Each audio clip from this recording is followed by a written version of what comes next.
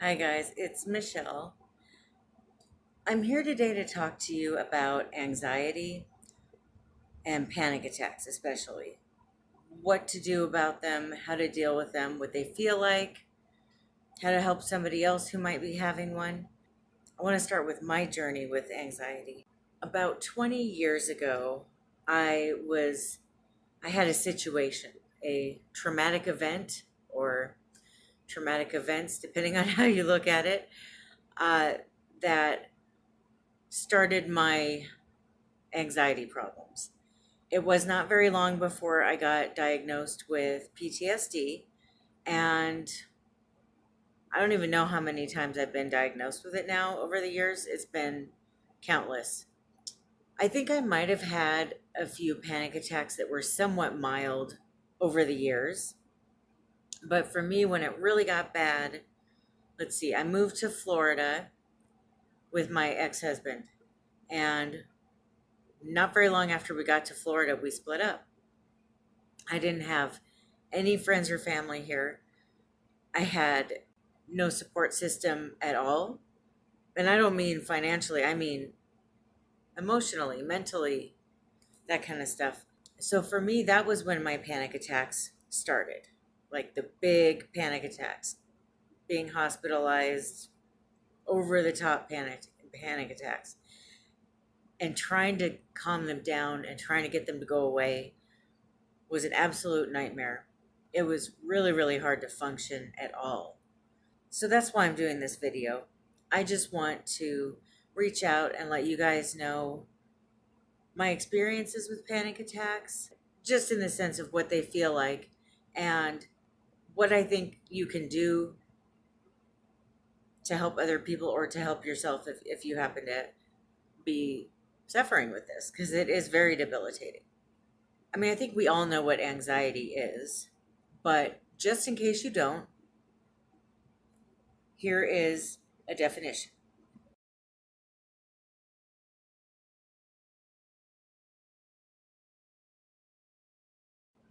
And if you don't know what panic attacks are, here's another definition.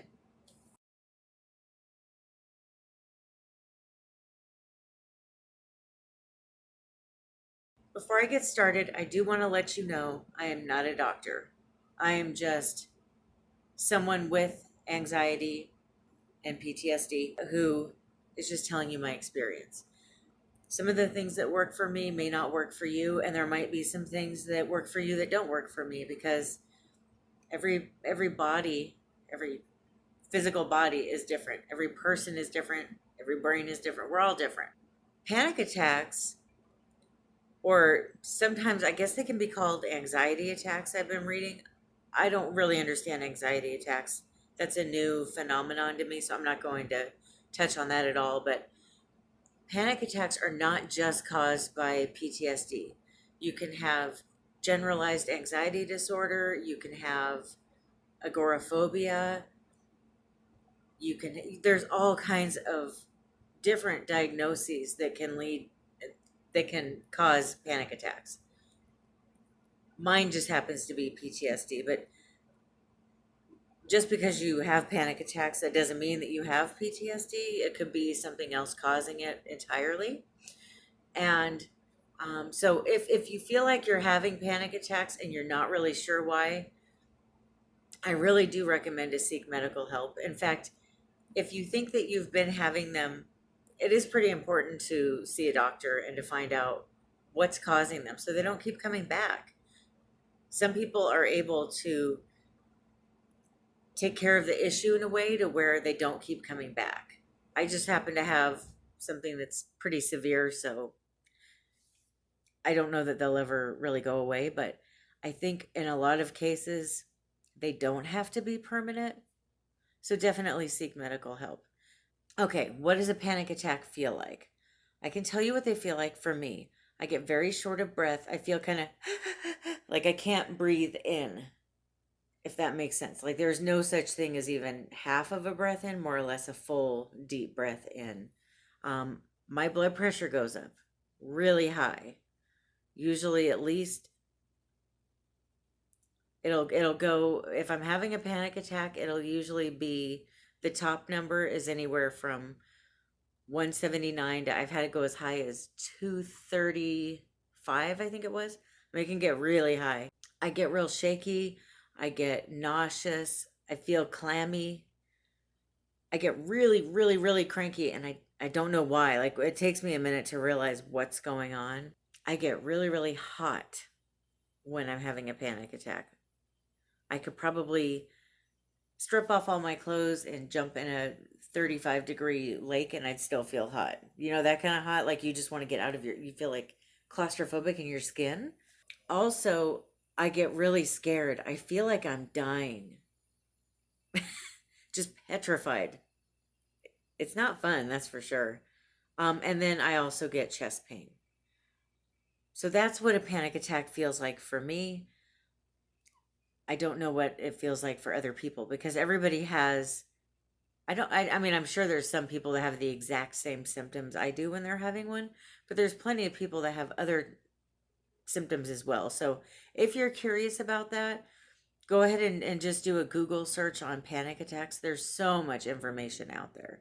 When I was talking about years ago, when the panic attacks started, I was in Florida by myself with absolutely no support system at all.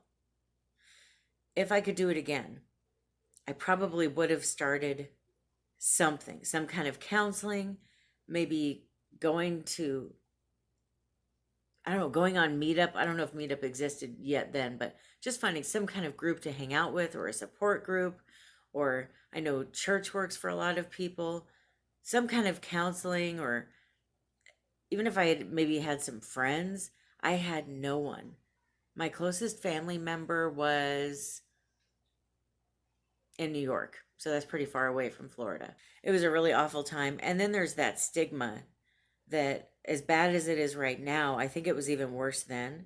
It's hard to admit that you have anxiety problems and that you're struggling with it. It's hard, especially for someone like me. I'm one of those, I have a very fierce and strong and independent personality. So it's really hard for me to admit that I'm feeling weak or vulnerable or that I need help. But if you're feeling this way and you're feeling alone, you're going to have to reach out. You have to realize that you can't feel better alone. You just can't. No matter how independent you are, you can do little things to make yourself feel a little bit better, but at the end of the day, you're not going to feel better alone. I have found what works the best is to have 3 people as my circle or my triangle, really. It sounds like a triangle. 3 people around you that are your support system. So for me personally, it's my husband, it's my mom, and it's my brother. But if you don't have those people in your life that you can immediately think of as your triangle, I mentioned different places that you could go to get support. So just try to figure out some kind of way to have 3 people that you can talk to that can help talk you off the ledge when you're just wishing you could jump, right? These have to be people that you feel safe with, people that you feel safe being vulnerable to, people that you feel are a safe place to fall.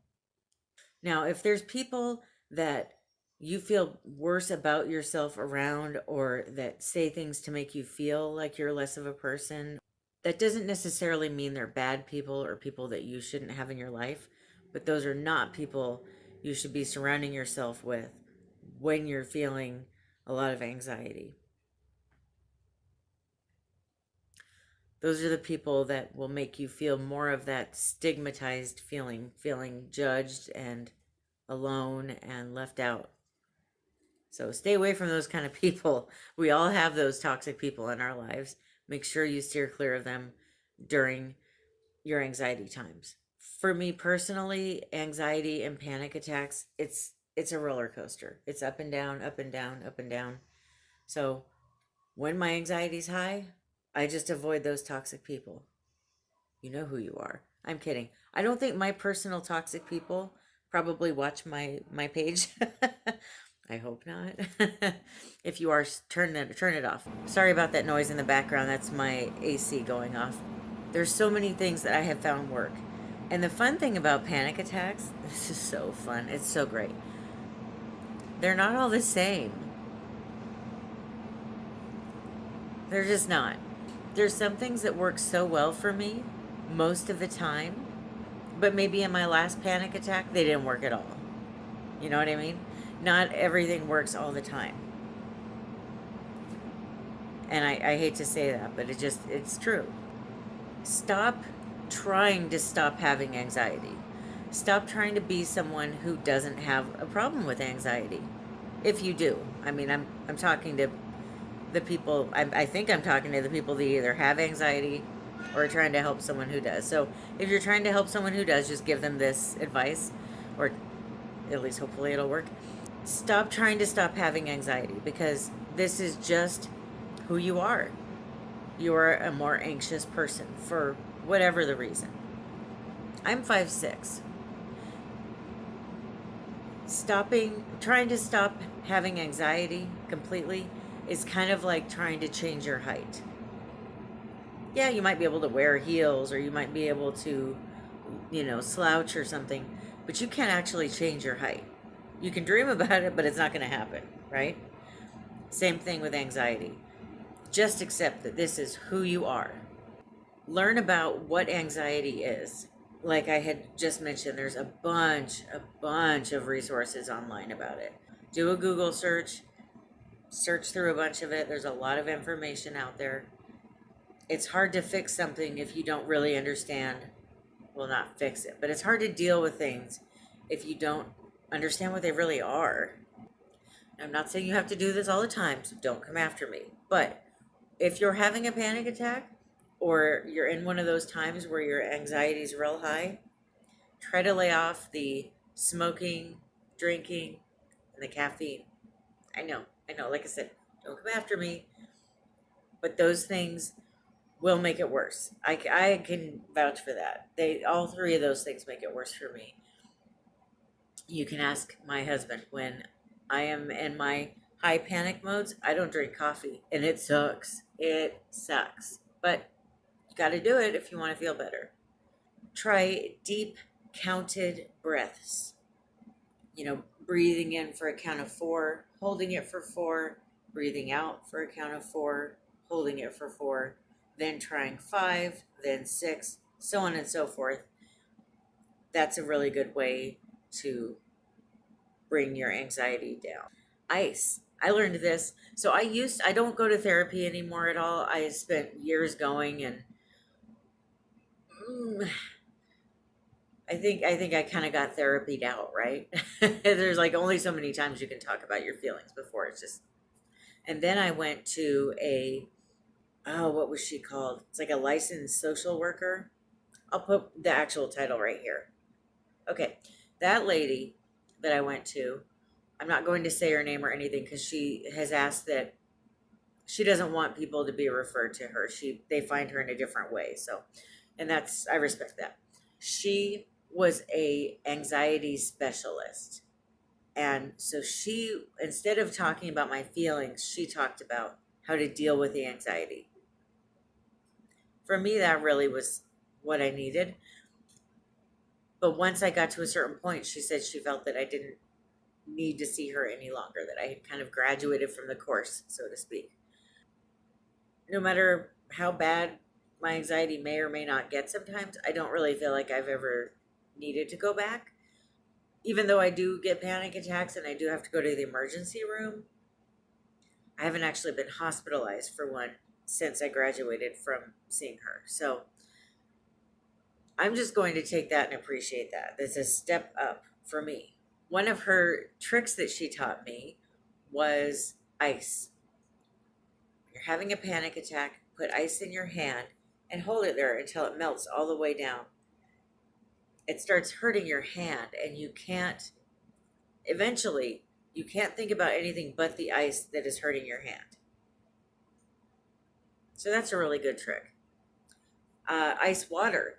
Ice water is my best friend when I get like that. Even for days after a panic attack, when I'm having my little I like to call them tremors, or it's kind of like an earthquake. It's like you get smaller ones afterwards for a while until the anxiety goes away. For me, it probably takes a good week or two for to feel normal, my kind of normal again after a panic attack, like a big one. But if I have a glass of water and it's very cold, I like to feel the cold glass on my hands. I like to drink the cold water. Feels like it kind of cools off that burning feeling in my body. I like to wear these rubber bands and kind of snap myself. I know that sounds weird, but it snaps me back into right now.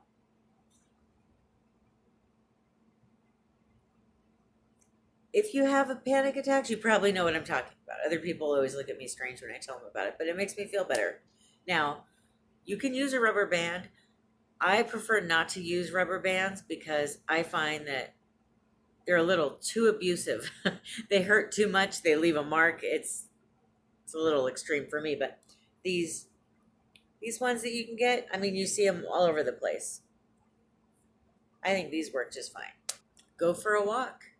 Going for a walk can really make you feel better. Getting out in nature, listening to the birds, feeling the grass between your toes,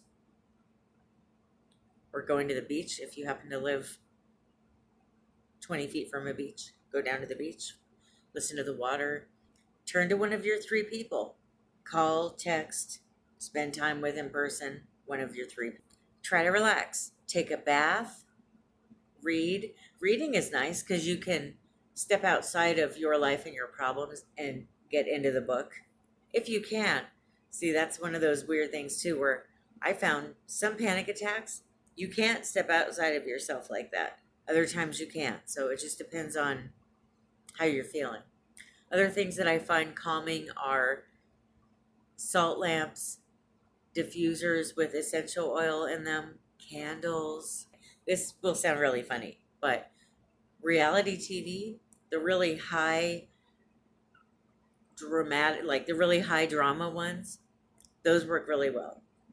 If I watch The Real Housewives of Dallas and The Real Housewives of Atlanta, those ladies all tend to really like, "Wah!"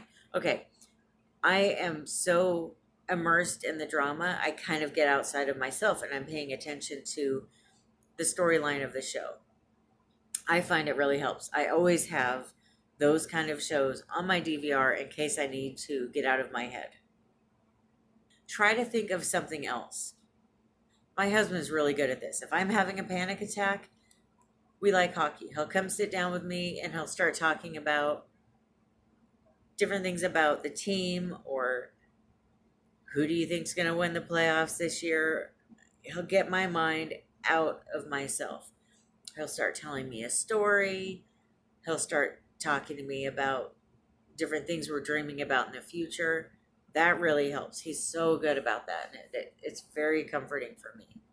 Now, if he's asleep and I start feeling panicky, like, okay, this happens to me a lot, and I'm sure it happens to a lot of you too, where you're laying in bed at night and you're trying to fall asleep and you start thinking about something that stresses you out. For me, it's usually money. I think about money late at night. Oh, I got to pay this bill. It's exhausting, right? When that happens, what I do is, if I can't read a book, if I can't concentrate on that, don't come at me, sleep doctors. I know they say not to do this, but I will pick up my phone and I'll start searching for something that has nothing to do with how I'm feeling. My favorite one lately, what kind of comforter do I want to get? We just moved. I'm decorating the bedroom. This is a mystery I just cannot solve. What kind of comforter will look good in that bedroom? I don't know. So I start searching and searching, or I'll go on Pinterest and look through a bunch of pictures and boards, and that's a great way to step outside of your anxiety and just think about something else that's fun or happy or exciting. Repeat a mantra. I've heard of people saying, this too shall pass, or saying different verses from the Bible over and over again. That doesn't work for me personally. It never has. I don't know why. It just doesn't, but it might work for you. Another one that works for other people, but not really for me, is thinking of a happy place. I don't know. My brain is too stubborn. It's like, no, there is no happy place. Blah, blah, blah, blah, you know? But if that does work for you, that's great. I'm jealous. One thing I'll do too is I'll hyper focus on an object. So, first thing I just saw to my over here was this. So I'll look at it and I'll start like looking closer and closer and closer at all the colors and the shapes and how it's put together. Who designed it? Why did they design it? Were they thinking that someone like me might like it? Oh, look at the stitching on the edging. Like I get really like I find that that really helps. I don't know why, but it does. Try it. You might like it. Here's the other thing. If you don't know for sure that this is anxiety, definitely seek medical help. There might be something entirely different going on with your body, and you're thinking it's anxiety and just going to bed or trying to relax. What if it is a heart attack or something, right? So definitely seek medical help and find out what's causing. Spend time with your pets or their toys. I was trying to get my cats to come over here so I could be like, spend time with your pets. Nope. My cats are, this is the playtime hour for them and they will not speak to me. But I bet if I throw this, I'll see them run. These cats are silly. Oh, yep, she ran. Have a good cry. Let it out. I've probably got about 10 movies that always make me cry and make me just get so emotional. If I'm in that certain place where I need to have a good cry, I'll just watch it and cry. There's nothing wrong with watching Terms of Endearment, right? Just get it out. Massage your hand. I don't know what the heck it is about this, but it really helps. Some people like to write out what's bothering them. Try to remind yourself that someone else out there has it worse.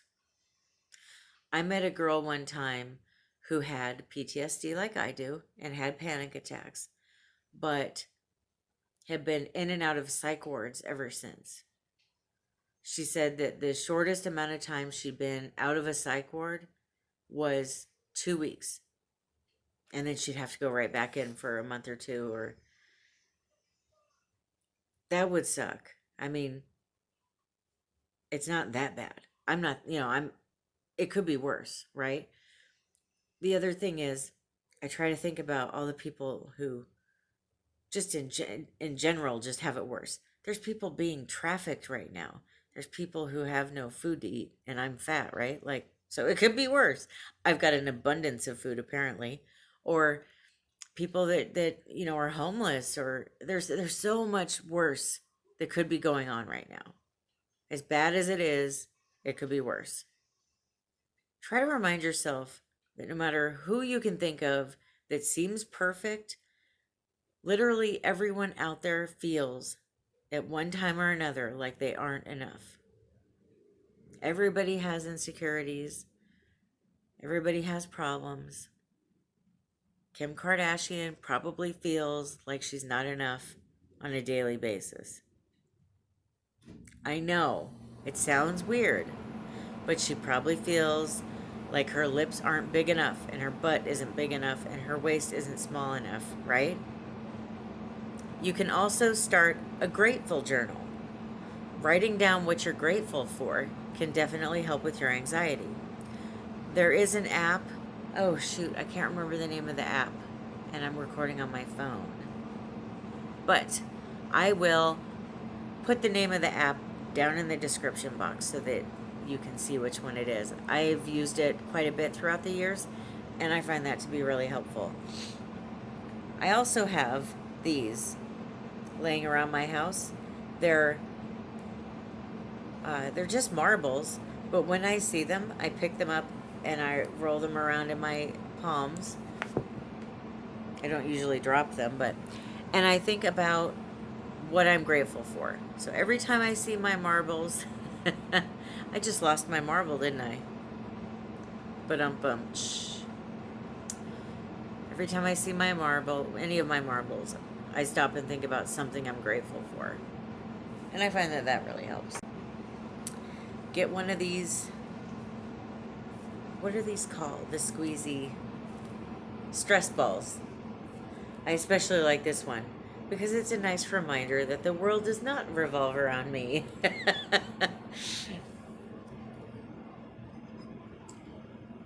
Here's something that doesn't always work for me, but it does sometimes. Fidget spinners. These can definitely help. Because if you do it and you're looking at it and you're trying to keep it going, it is kind of hard to concentrate on other things. There's something about these that is quite delightful. Especially mine because it's got Princess Leia on it. Worry stones. You can rub a worry stone. I like to keep these in my pocket when my anxiety is high. Listen to music. So that's it for my talk today about anxiety and panic attacks. If you have any questions, don't hesitate to ask me in the comments, or if you prefer something a little bit more private, I have my email address down in the description box. Feel free to send me an email. I'd be happy to respond. I certainly don't have all the answers, but I'd be happy to answer what I can. If I don't know the answer, I'm just going to be honest with you and tell you that I really don't know and maybe give you some ideas of who might know. Thank you so much for watching. I appreciate you taking the time out to watch my video. And if you enjoyed it, please give me a like and a subscribe. Thanks. Bye.